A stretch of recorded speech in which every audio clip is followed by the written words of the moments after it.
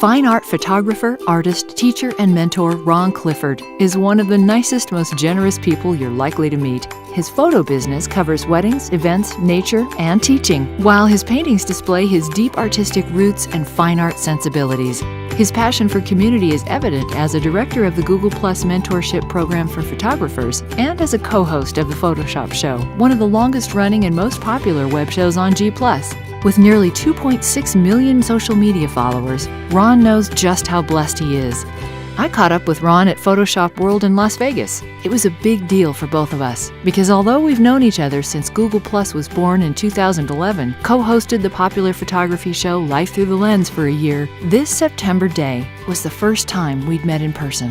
I'm delighted to welcome my friend Ron Clifford. Hey everybody, welcome to the Chat with Karen Hutton. I'm Karen Hutton, and here with me is the one, the only, Ron Clifford. Woo-hoo-hoo! The crowd goes wild, Ron. Thank you. I mean, what can we say?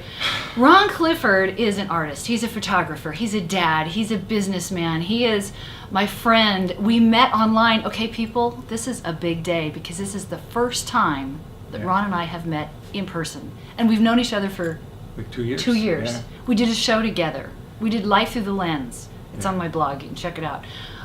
We have talked about life. We've talked about photography. I mean, we go way back. And this is the first time we're meeting in person. Yeah. So I'm just trying to maintain my decorum.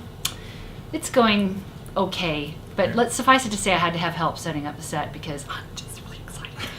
So Ron... So am I. I know he holds it back a lot better than I do, though. So, about social and about Google Plus and about Life Through the Lens, I mean, it changed all of us. It did. It really did. It's really hard to find a place to begin. I know. I mean, I guess it's a kind of a whirlwind 2 years. Yeah. It's really been a whirlwind. I got into social just shortly before meeting you. Oh. And I was invited into Google Plus, and I really didn't know my way around. It was very new to me.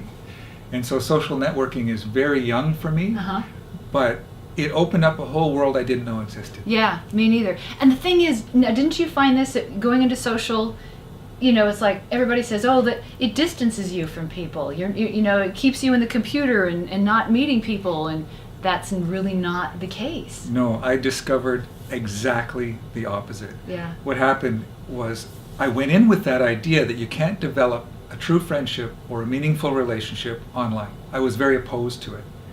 And Karen, we met in a Google Plus hangout, and as the rest is history, you and I and Kelly and a number of other people hit it off right away and developed immediate friendships, immediate connections that like-minded people, were artists, were photographers, and it began a process that changed my life. Yeah. It really did. And you took it in another direction because, a little different direction than some of us, because you got involved in the Google Plus, say the whole name. Yeah, it's the G Plus mentorship program for photographers. Right, which has turned out to be hugely successful. Hugely successful. It's I have a teacher's heart, and I taught in the past, and so in my pursuit to become a full-time photographer yet again in my life, because I did that in the past as a full-time career, I got involved in the G Plus mentorship program. I saw it happening, and I wanted to be involved. I knew I wanted to teach. I wanted to share what I knew creatively, and so I did. I reached out to Randy J. Braun, who started it, and I just kind of walked into it, met Robin Griggs-Wood, who's now co-directs it with me, and put out some curriculum and started a program. And it's really we good. have had people in mentorships for creativity and artistic expression and camera basics, and we have many different topics now, and we've literally mentored hundreds and hundreds of people. It just really briefly explain how it works. People sign up for it. You take a certain number. Yeah, they sign up for it. We have a bit of a questionnaire, and we allow a certain number in. Each mentor gets to choose how many they have. They could be 1, it could be 10, it could be 100. Although I wouldn't recommend having a mentor. That would be painful. And so you take them on, and using the Google Plus platform, the communities, the hangouts, and posts, and assignments, and check-ins, you help people grow. You help people grow their vision. And it's probably one of the most rewarding things I've ever done. I've seen some of the befores and afters that you guys, people who, the befores and afters, people before they came into the program and then their work afterward, and it's pretty stunning. There's something about community. If there's a word that I could give this last 2 years, it's community. And the mentorship program is just an extension of our community of creative people. Right. It's focused on photography. Right. It's focused on people who are discovering it, not professionals. People who are discovering a voice, that this is something that really means a lot to them. How important, I'm sorry, I interrupted you. I was just going to say that's, I think, one of the reasons why I see the rapid growth in their creativity. Yeah. Is that community working together. Yeah, it's pretty phenomenal. The bouncing ideas back and forth, and the ideas multiply and go have babies, and then form other communities. And that's right. That's a favorite topic of ours. I know. Where ideas come from. Exactly, where great ideas come from. I forget the author. Yeah. That's terrible. Well, so you got the mentor thing. You got the mentor program. Yeah.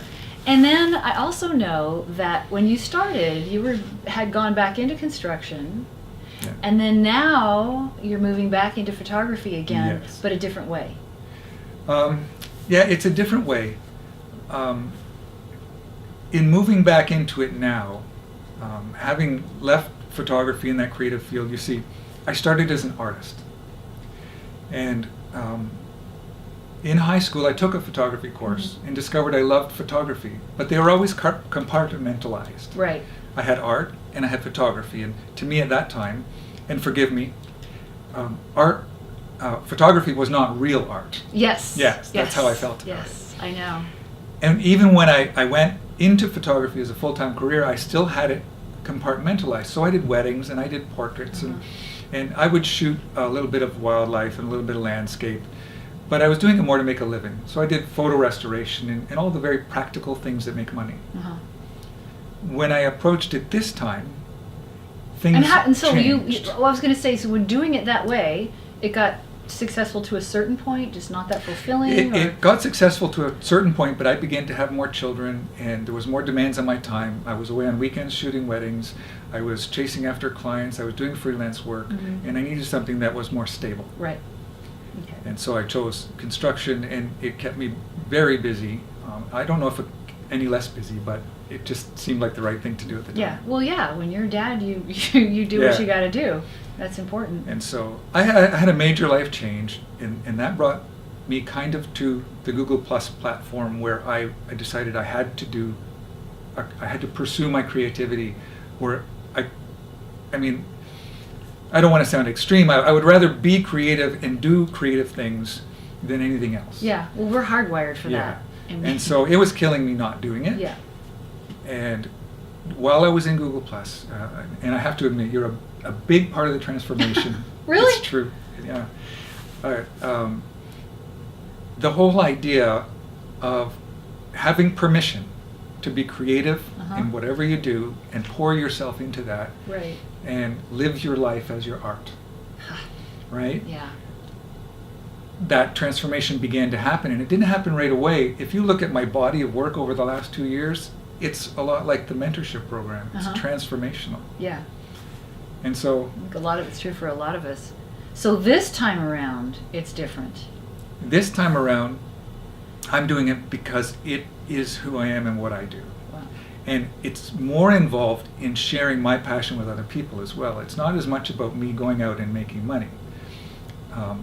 But therein lies a bit of a glitch. Well, okay, so about that. So there's a point, this is the thing that we all know, and the more business people I talk to, it's really an important defining moment. You have your photography or your art, and you're living your life as an art, but you've got a thing that you're doing that is your art.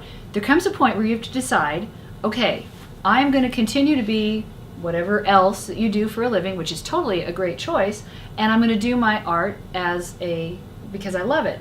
And then there's also that choice where I want to make money at it. Yeah.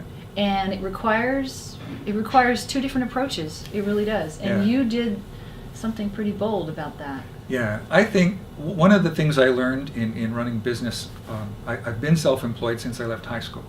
I've had other jobs, but most of it's self-employed. And the one lesson I learned after running against that wall many times is it's probably more important to know what you do poorly than what you do well. No one has to tell you what you do well. Yeah. And so what I did, I have a coach. I have someone that helps me, kind of directs me and finds that avenue that helps pull the value out of what I'm doing, and so I can make a living at it. So what is out of the coaching, because I've had coaching too, and it really is defining. It really helps you stop wasting time and make some strong decisions to get you from where you are now to what your vision is. So what would be, I don't know, is there one thing, are there two things or three things that that you would say have really made the difference that he said? I think in working with him, he's the first thing that really caught my attention that he told me, he said, what's the value thread? He used the term value thread, and I hadn't heard it before. And he said, what's the value thread in what you do? What is it that you do that people always go back to?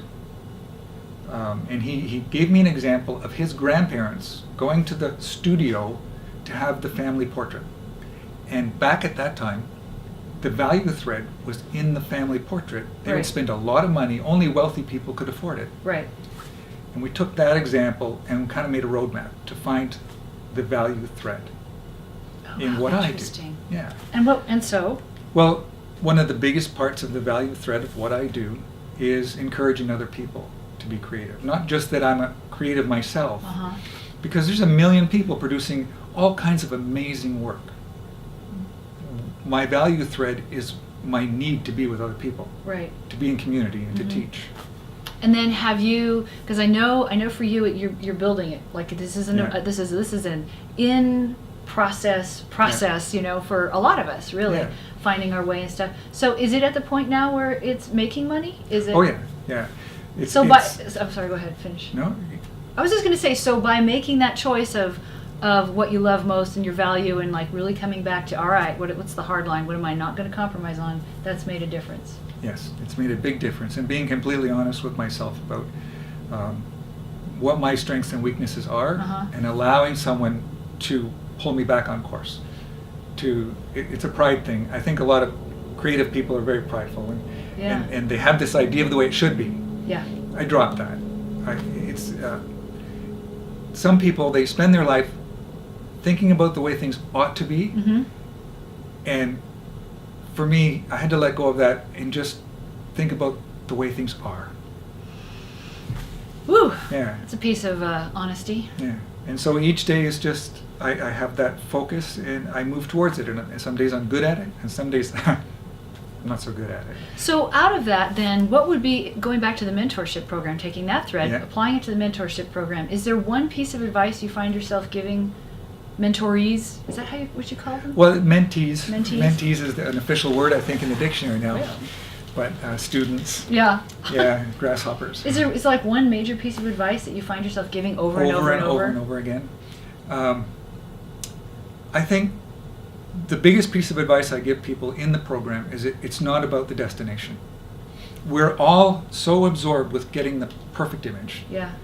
And we got to let that go. Yeah. Just drop it and focus on the journey, and every image can become an experience. Right.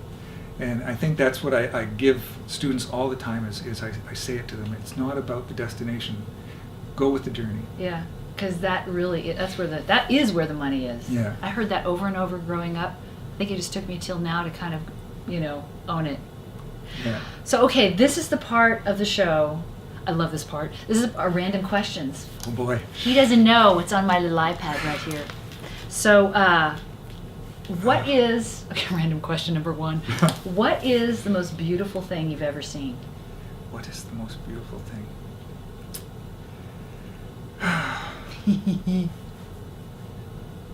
I would have to say one of the most beautiful things I've ever seen. I don't know if there's one that is like loud, because I've seen a lot of things. I know.